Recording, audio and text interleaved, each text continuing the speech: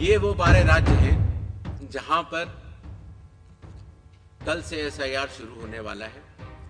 Andaman and Nicobar island, union territory, state Chhattisgarh, Goa, Gujarat, Kerala, union territory Lakshadweep, Madhya Pradesh, Puducherry union territory, Rajasthan, Tamil Nadu, Uttar Pradesh, West Bengal. इन 12 राज्यों में कुल मतदाता 51 करोड़ के लगभग है। लगभग 5,33,000 बूथ लेवल ऑफिसर्स इस महान कार्य में अपना योगदान देंगे। 12 राज्यों के लिए वोटर लिस्ट के पुनरीक्षण यानी एसआईआर को लेकर चुनाव आयोग ने आज बड़ी घोषणा की है। मुख्य चुनाव आयुक्त ज्ञानेश कुमार ने बताया है कि 12 राज्यों में एसआईआर का दूसरा चरण शुरू होगा।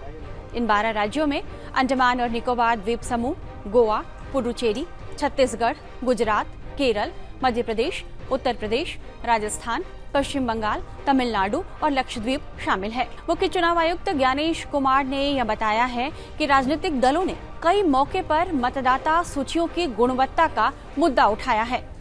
उन्होंने कई राज्यों में एसआईआर करने के कारण गिनाते हुए यह कहा है कि बार बार पलायन की वजह से मतदाताओं का एक से ज्यादा जगहों पर रजिस्ट्रेशन हो जाता है, मृत मतदाताओं के नाम नहीं हटाए जाते और किसी विदेशी का गलत तरीके से सूची में नाम शामिल हो जाता है। उन्होंने बताया कि एसआईआर के दूसरे चरण में मतदाता सूची की अपडेशन, नए वोटर्स के नाम जोड़ने और त्रुटियों को सुधारने का काम किया जाएगा।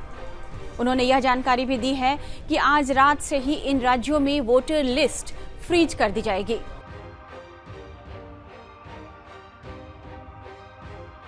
हाल में अभी विधानसभा चुनाव की घोषणा से पहले सिर्फ बिहार में एसआईआर हुआ है, जिसे लेकर आपने काफी विवाद भी देखा होगा। जब इसे लेकर विवाद चरम पर था, तभी चुनाव आयोग ने इस बात के संकेत दे दिए थे कि एसआईआर देश भर में लागू हो सकता है। ऐसे में पहले आइए समझ लेते हैं कि एसआईआर का मकसद आखिर है क्या। तो सीधे शब्दों में आपको बताऊं तो इसका सीधा सा मतलब है कि वोटर लिस्ट को साफ सुथरा करना या इसे शुद्ध बनाना, जिसमें दोहरे मतदाताओं को या दूसरे राज्यों में बसे मतदाताओं के नाम हटाए जा सके। इस प्रक्रिया में मृतकों के नाम भी हटाए जाएंगे और सबसे जरूरी बात यह है कि यह सुनिश्चित किया जाएगा कि मतदाता भारतीय नागरिक हो। डेटा क्वालिटी में सुधार होने, एपिक नंबर जारी होने और कम लागत को देखते हुए एसआईआर की जगह एसएसआर यानी स्पेशल समरी रिवीजन ने ले ली थी। पर शहरी माइग्रेशन, कई अवैध अप्रवासियों के पास वोटर कार्ड होने और वोटर लिस्ट में नाम होने की शिकायत को देखने के बाद एसआईआर फिर से किया जा रहा है। अब तक देश में 1951 से 2004 के बीच 8 बार विशेष गहन पुनरीक्षण हुआ है। दिल्ली में 2008 में और इससे पहले उत्तराखंड में 2006 में एसआईआर हुआ था। बाकी राज्यों में यह प्रक्रिया 2002 से 2004 के बीच पूरी हुई थी। अब जबकि चुनाव आयोग ने कई राज्यों में एसआईआर की घोषणा की है, तो सबसे ज्यादा बेचैन पश्चिम बंगाल के मुख्यमंत्री ममता बनर्जी दिख रही हैं। पश्चिम बंगाल में एसआईआर के प्रवेश होने के संकेत भर से ही टीएमसी में खलबली मची हुई है। पश्चिम बंगाल में विशेष गहन पुनरीक्षण प्रक्रिया शुरू होने से पहले ही एक बड़ा राजनीतिक घमासान भी छिड़ गया और ममता बनर्जी ने यह कह दिया कि बीजेपी आग से खेल रही है। जब चुनाव आयोग के सीनियर अधिकारी पश्चिम बंगाल में बैठकें कर रहे थे, उसी समय मुख्यमंत्री ममता बनर्जी ने एसआईआर का कड़ा विरोध करते हुए मुख्य चुनाव अधिकारी मनोज अग्रवाल को कथित तौर पर निशाना बनाया और उन्होंने एक बड़े आंदोलन की चेतावनी भी दी। ममता बनर्जी का यह आरोप है कि एसआईआर के पीछे एनआरसी कराने की साजिश रची जा रही है। वहीं विपक्ष के नेता शुवेंदु अधिकारी का यह दावा है कि पश्चिम बंगाल में एसआईआर होने से करीब 1 करोड़ नाम वोटर लिस्ट से हटाए जा सकते हैं। एसआईआर होने का संकेत मिलते ही एक तरफ जहां तृणमूल कांग्रेस चुनाव आयोग के कदम का विरोध करने लगी, तो दूसरी तरफ अपने वोटर्स को दस्तावेजों से लैस करने की भी तैयारी में जुटी हुई है। मीडिया रिपोर्ट्स के मुताबिक पश्चिम बंगाल में तृणमूल कांग्रेस ने हर बूथ पर 2 एजेंट नियुक्त कर दिए हैं। राज्य में करीब 80,000 बूथों पर 2-2 एजेंट तैनात किए गए हैं। ऐसे करीब 1,06,000 एजेंट लगाए गए हैं। पार्टी काउंसलर और जिला अध्यक्ष बूथ एजेंटों को ट्रेनिंग दे रहे हैं और एसआईआर को लेकर पार्टी घर घर अभियान चला रही है। दीदी दूध यानी दीदी के दूध ऐप से वोटर्स तक पहुंच बनाई जा रही है। पार्टी ने करीब 60,000 कैंप लगाए हैं और करीब 2 करोड़ 35 लाख मतदाताओं तक पहुंच भी बनाई है।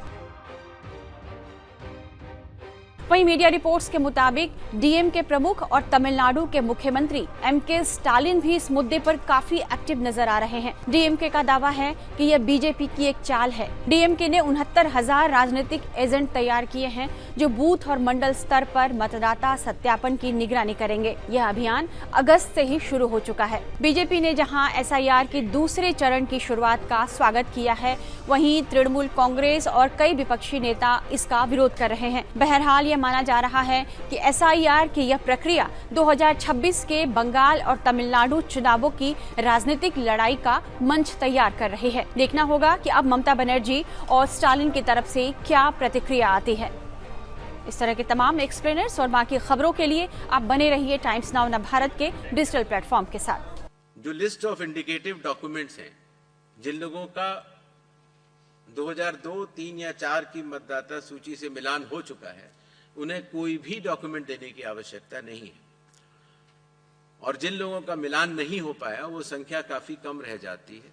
सिर्फ उन्हीं लोगों को ये इंडिकेटिव डॉक्यूमेंट्स देने होंगे जो बिहार में थे 11 वो, और आधार कार्ड नागरिकता का प्रमाण चूंकि नहीं है तो वो आइडेंटिटी पर्पस के लिए लोग दे सकते हैं। नेक्स्ट, ये वो 12 राज्य हैं जहां पर